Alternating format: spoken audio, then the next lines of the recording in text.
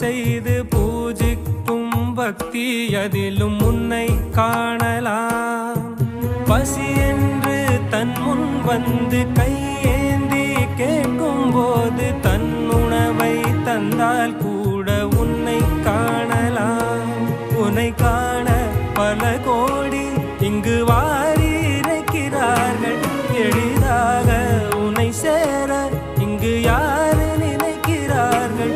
அலங்காரம் அதில் நீ இல்லை, அகங்கார மனதில் இல்லை. துளி கள்ளம் கபடம் கலந்திடாத அன்பில் இருக்கிறாய். உணர்ந்தேன் உனையே